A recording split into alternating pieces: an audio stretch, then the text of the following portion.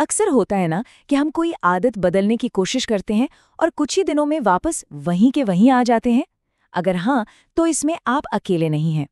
आज हम James clear की जबरदस्त किताब एटॉमिक हैबिट्स के उन आइडियाज को समझेंगे जो दिखाते हैं कि कैसे छोटी छोटी आदतें हमारी जिंदगी में बड़े बदलाव ला सकती हैं। 37 गुना। जरा सोचिए, अगर सिर्फ एक साल में किसी भी काम में 37 गुना बेहतर हुआ जा सके तो कैसा रहेगा। सुनने में तो ये लगभग नामुमकिन सा लगता है ना? पर यही तो इस किताब का जादू है। जेम्स क्लियर कहते हैं कि अगर हम हर दिन सिर्फ 1% बेहतर होते हैं तो साल के आखिर तक वो छोटे छोटे सुधार आपस में जुड़कर यानी कंपाउंडिंग इफेक्ट की वजह से हमें 37 गुना बेहतर बना देते हैं। यही है छोटे लगातार सुधारों की असली ताकत। तो फिर सवाल ये उठता है कि ज्यादातर लोग अपनी आदतें बदलने में फेल क्यों हो जाते हैं? पता है क्यों? क्योंकि हम गलत चीज पर फोकस कर रहे होते हैं। हम नतीजों के पीछे भागते हैं, जबकि असली बदलाव की शुरुआत कहीं और से होती है। और यहीं पर एक बहुत ही दिलचस्प बात सामने आती है। व्यवहार में बदलाव की 3 परतें होती हैं। ज्यादातर लोग बाहर से अंदर की तरफ बदलने की कोशिश करते हैं, मतलब वो नतीजों से शुरू करते हैं। लेकिन जो बदलाव सच में टिकता है ना, वो अंदर से बाहर की तरफ आता है। यह शुरू होता है पहचान के लेवल से, यानी हम खुद को क्या मानते हैं, हम कौन हैं।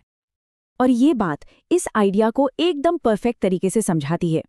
सोचिए, हमारा हर एक एक्शन, हर एक छोटी सी आदत एक वोट की तरह है इस बात के लिए कि हम कैसा इंसान बनना चाहते हैं। जैसे हर बार जब हम कोई किताब उठाते हैं तो हम एक रीडर होने की पहचान के लिए वोट डाल रहे होते हैं। तो ठीक है, ये तो समझ आ गया कि पहचान सबसे जरूरी है, पर सवाल ये है कि हम वो आदतें बनाएं कैसे जो हमारी मनचाही पहचान के लिए वोट करें। और यहीं पर एंट्री होती है जेम्स क्लियर के ब्रिलियंट और सुपर प्रैक्टिकल फ्रेमवर्क की, व्यवहार बदलने के 4 नियम। ये समझिए कि अपनी आदतों को डिजाइन करने के लिए एक सिंपल सा टूल किट है। देखिए, कोई भी आदत हो वो इन 4 स्टेप्स से गुजरती है: संकेत, इच्छा, प्रतिक्रिया और इनाम। और ये फ्रेमवर्क कमाल का इसलिए है क्योंकि हर नियम सीधा सीधा एक स्टेप पर काम करता है।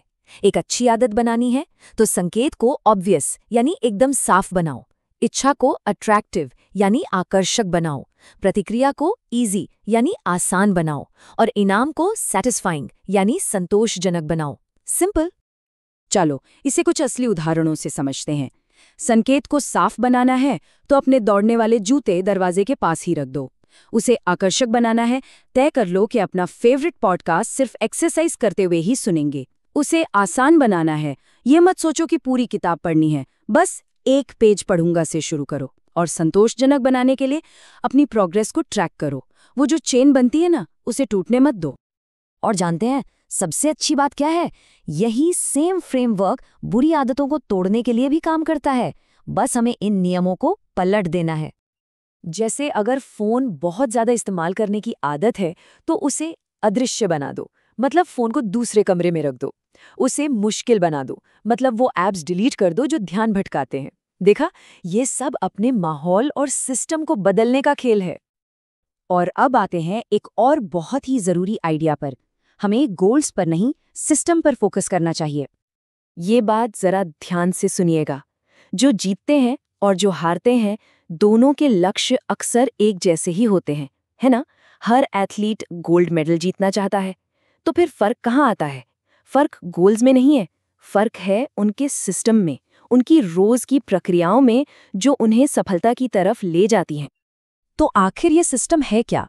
ये बस उन आदतों और प्रोसेस का एक सेट है जो हमें धीरे धीरे हमारे नतीजों तक पहुंचाता है। मतलब एक लेखक बनने का लक्ष्य मत रखो, हर दिन 500 शब्द लिखने का सिस्टम बनाओ, नतीजा तो फिर अपने आप आ ही जाएगा। तो देखिए, सारी बातें घूम फिरकर उसी एक चीज पर वापस आ जाती है, पहचान। आज जो छोटी छोटी आदतें अपनाई जा रही हैं, वो किस तरह के इंसान बनने के लिए वोट कर रही हैं? ये एक ऐसा सवाल है जिसके बारे में हम सबको सोचना चाहिए।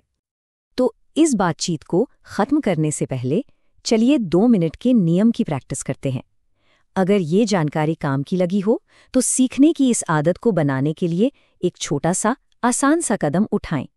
लाइक और सब्सक्राइब करके हमारे साथ जुड़े रहें। ये सीखने वाले की पहचान के लिए एक छोटा मगर असरदार वोट है। हमारे साथ जुड़ने के लिए शुक्रिया।